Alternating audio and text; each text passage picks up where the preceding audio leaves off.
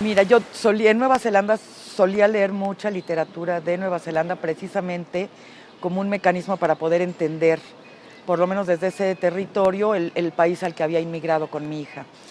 En parte de la literatura que leí estaba una compilación de cuentos en el que estaba incluido Medicine Woman de Witi Himaera. En ese momento me pareció un cuento en el que había el potencial para ser adaptado a cine, en un largo ya, a través del cual podía yo indagar y elaborar acerca de asuntos que para mí son importantes, como el asunto de la colonización, cómo se sobrevive la colonización en términos de identidad, y todo esto amarrado a través de la experiencia de la maternidad. Y yo tuve la enorme fortuna de, estando en Nueva Zelanda, se me acercó John Barnett, que es un productor allá de cine, y me ofreció hacer la película que yo quisiera. Yo en ese momento estaba dedicada, felizmente dedicada, a criar a mi hija. No tenía ninguna intención ni deseo de hacer cine. Y le dije, pues si me esperas a que yo termine de criar a mi hija, y si encuentro una historia que verdaderamente me incumba y me signifique, feliz de la vida. Y pasaron varios años, ¿no? Y él me dijo, claro, yo te espero y cuando estés lista, hacemos algo. Encontré el cuento de Medicine Woman, se lo presenté a John Barnett, le mandé un correo, le dije, esto creo que tiene potencial. Él me dijo, maravilloso. Al día siguiente compró los derechos y la única condición que yo puse en ese sentido es que tuviera yo la libertad absoluta de adaptarlo a como yo quisiera adaptarlo. No tener que tener una obligación de anclaje absoluto en la narrativa del cuento. Y dado que se me dieron esa condición, se me cumplió, yo trabajé la adaptación y la llevé a los lugares que a mí me parecían importantes que se tradujeran cinematográficamente en una narrativa que anclara los temas que a mí me importaban, que son la identidad, la colonia, la maternidad y la supervivencia en esos sentidos, ¿no? Mira, el texto original, el cuento corto original, está anclado en esa situación. Los maoris frente a la cultura colonizadora anglosajona. Una vez que yo tuve el sí del productor en ese sentido, dije, uy, ahora estoy metido en un problemón porque tengo realmente que estudiar la cultura maori, ¿no? Una cosa de la que yo estoy muy clara es que hemos visto como mexicanos en el cine cómo somos retratados por los extranjeros, ¿no? Sobre todo por el cine norteamericano, y es un fenómeno por demás superficial, humillante, patético. Y yo lo que dije es, yo no voy a reproducir eso, ¿no? Yo fui recibida en ese país con enorme generosidad y lo mínimo que puedo hacer es ser recíproca en ese sentido y nunca ser superficial con mi lectura de la cultura maori. Entonces me dediqué 2 años exclusivamente a leer todo lo que se había publicado en términos de historia, cosmogonía, religión, las diferencias entre las tribus y el idioma. Y después de esos 2 años sin tocar la historia, sin tocar el guión, simplemente entender el significado profundo de la cultura maori en general y ya en particular de la tribu Tuhoe, que tiene sus particularidades muy específicas, como por ejemplo es la única tribu que nunca firmó su sumisión a la corona inglesa. Es una tribu muy aguerrida, muy celosa de su identidad, de su idioma, de sus tradiciones. Y después de que pasó ese proceso de estudio, pues entonces te quedas con la absoluta certeza de que el papel te lleva a un territorio de conocimiento muy lejano de lo que es el verdadero conocimiento. Entonces me fui en busca de esa tribu y pedí permisos a la tribu, ¿no? Les propuse el proyecto, le pedí permiso a su consejo de ancianos, de si me permitían estar allí para yo poder permearme de lo que quería retratar en la película y también para que ellos supieran si yo era digna de su confianza. En la cultura maori, la narrativa, los mitos, las leyendas y el conocimiento de la medicina tradicional es profundamente sagrado y no se ventila. no se ventila al exterior.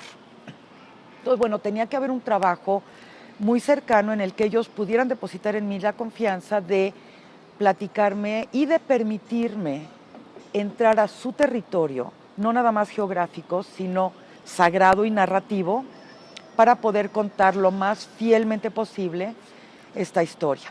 Y ese fue un proceso de otros 2 años, ¿no? Que fue un enorme privilegio, fue una experiencia única y fue de verdad la manera en la que yo terminé, ya como inmigrante de Nueva Zelanda, verdaderamente tuve el privilegio de habitar ese país, de habitar sus significados verdaderos, ¿no? Al poder estar con la tribu allá en Ruatájuna, que es una sierra en la isla norte, en un paisaje absolutamente extraordinariamente bello y donde la vida de la tribu sigue funcionando de la manera ancestral, ¿no? De acuerdo a sus tradiciones ancestrales, se habla exclusivamente maori, los ritos siguen siendo los ritos originales, la configuración social sigue funcionando como funcionaba hace 150, 200, 300 años.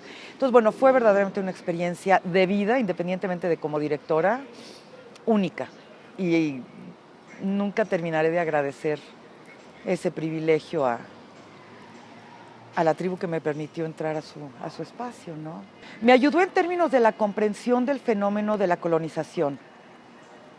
Vamos, en México respiramos las consecuencias y las tragedias de haber sido un país colonizado. Es una cosa que la tenemos palpitando todos los días. Y de esa manera el fenómeno en sí mismo se reproduce en todo el mundo de la misma manera. La colonización opera de la misma manera, independientemente de en qué época haya sucedido o qué pueblo haya sido colonizado por cuál imperio.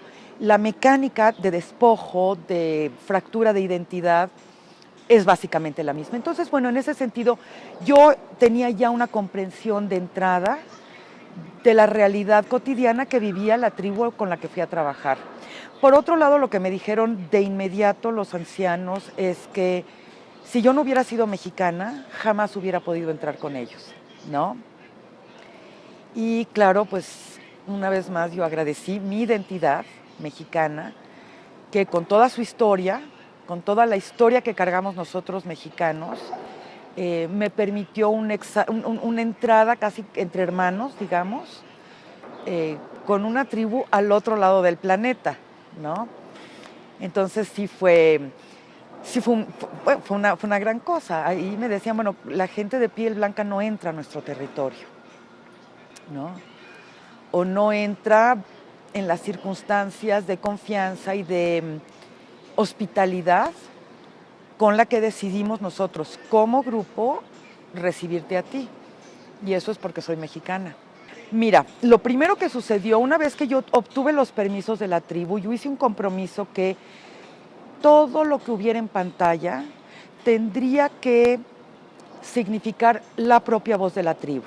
No la mía, no la de mis productores, sino la necesidad narrativa de la tribu. Y en ese sentido, ellos acompañaron el proceso desde la escritura del guión, el rodaje, la postproducción, todo. Estuvieron participando constantemente de todo lo que yo hacía, sacándome de mi infinita ignorancia muchas veces, ¿no? Diciendo, no, espérate, esto lo estás entendiendo de manera incorrecta, el significado del parto es esto, en fin. Fueron grandes acompañantes, consejeros y guardianes de su identidad a través de la película que una mexicana estaba haciendo. Y mi compromiso fue que antes de que nadie viera esa película, ellos verían la película y solo con su anuencia la película saldría, ¿no? Que bueno, ahí me metí en un brete con los productores del Tamaño de la Tierra porque yo asumí un compromiso que era para mí mucho más importante mi compromiso con la tribu que con el productor, ¿no? Aunque yo no era productora de la película, y tuve la fortuna de que, bueno, cuando terminé la película, la primera proyección que hubo fue para la tribu. Allá donde filmamos, donde ellos viven, no hay cine, ¿no? Entonces, como a unas 4 o 5 horas en carretera hasta la primera ciudad donde hay un cine, Entonces, bueno, bajó todo el pueblo, jóvenes, viejitos, niños en pañales, todo mundo bajó. Hicimos dos proyecciones paralelas porque no cabían en un solo cine. Y fue, ¿qué te puedo decir? Yo creo que después del día en el que nació mi hija, ha sido el día más sagrado que he tenido la fortuna de vivir, ¿no? Porque estaba toda la tribu presente, lloraron, se rieron, participaron de manera muy, muy viva de la película, de lo que sucedía en la pantalla. Y al final, digamos, el chamán de la